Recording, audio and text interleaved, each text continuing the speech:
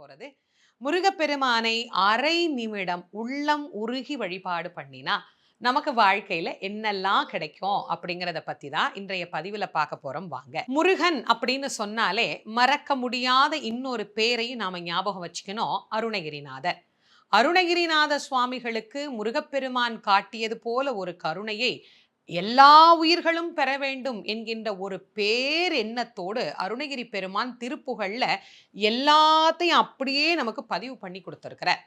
அதுல அருணகிரிநாத சுவாமி ரொம்ப அழகா நமக்கு ஒரு விஷயம் சொல்றார்.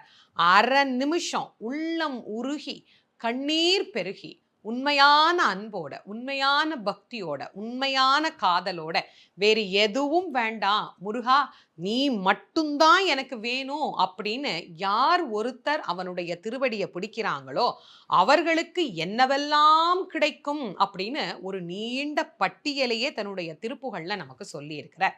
இன்னைக்கு கடவுள்கிட்ட நம்ம போய் நின்னோம் அப்படின்னா பல பேரும் ஒரு பெரிய லிஸ்டோட தான் நிக்கிறோம். எனக்கு இது கொடு, எனக்கு அது கொடு, எனக்கு இது வேணும், எனக்கு அது வேணும். கேளுங்க, என்ன வேணாலும் கேளுங்க. ஆனா நம்மை பெற்ற தாய் தந்தைக்கு நமக்கு என்ன செய்யணும் அப்படிங்கிறது நல்லா தெரியும் இல்லையா? நாமாக ஒன்றை கேட்டு பெறுவதை விட இறைவன் நமக்கு என்ன கொடுக்கிறார் என்று அவரே கொடுத்தால் அது மிக உயர்ந்ததாக இருக்கும். நமக்கு சரியா கேட்க தெரியாது. அதனால்தான் இறைவன் கொடுப்பது எதுவாக இருந்தாலும் அதை உயர்வாக, நல்லதாக, இந்த ஆன்மாவுக்கு இது தேவையானது என பார்த்து ஒரு தாய் போல தருவார்.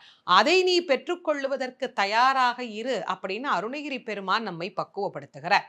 அதிலும் முருகப்பெருமானுடைய வழிபாட்டை பற்றி சொல்லுகிற போது முருகன் 2 கையில கொடுக்கிறவரோ, 4 கையில கொடுக்கிறவரோ, 6 கையில கொடுக்கிறவரோ கிடையாது. 12 கையில தரக்கூடியவர். கேட்டவருக்கு கேட்ட வரங்களை அல்ல, நினைத்தவருக்கு நினைத்த வரத்தை விட அதீதமான நலன்களை வாரி வாரி வழங்கக்கூடியவர். அவர் 12 கையில கொடுப்பார். வாங்குறதுக்கு நமக்கு தான் 2 கை பத்தாது. அப்பேற்பட்ட வள்ளலாக விளங்கக்கூடியவர் முருகப்பெருமான். அவர் வள்ளல்னா பக்கத்துல இருக்கிற அம்மா சும்மா கிடையாது, அவள் வள்ளி. இவர் 1 கொடுத்தா அந்த அம்மா 2ஆ கொடுங்கன்னு பாலாம். அப்படி கணவனும் மனைவியும் போட்டி போட்டுக்கிட்டு நமக்கு கொடுக்க தயாரா இருக்கிறாங்க. வாங்குவதற்கு நாம் என்ன செய்ய வேண்டும்? அவரை நினைக்கணும். எப்படி நினைக்கணும்? அரை நிமிஷமாவது நினைக்கணும். அரை நிமிஷம் எப்படி நினைக்கணும்? எனக்கு கொடுப்பார், எனக்கு கொடுப்பார், எனக்கு கொடுப்பார்னு நினைக்க கூடாது. முருகப்பெருமானை உள்ளம் உருகி, அந்த உள்ளம் உருகுகிற போதே நமக்கு அப்படியே கண்களில் இருந்து ஆனந்த கண்ணீர் அப்படியே பெருகும்.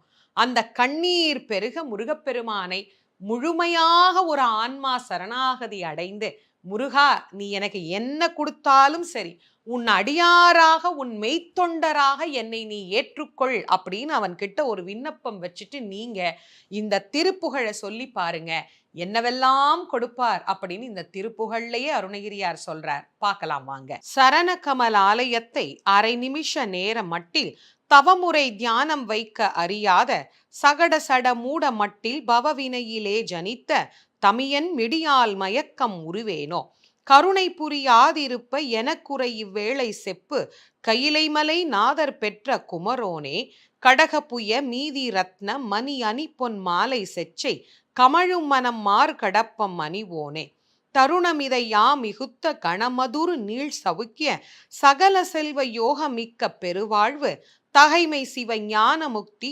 பரகதியும் நீ கொடுத்து உதவி புரிய வேணும் நெய்த்த வடிவேலா, அருணதள பாத பத்மம் அதுநிதமுமே துதிக்க அரிய தமிழ் தான் அளித்த மயில் வீரா, அதிசயம் அநேகமுற்ற பழனிமலை மீதுதித்த அழக திருவேரகத்தின் முருகோனே.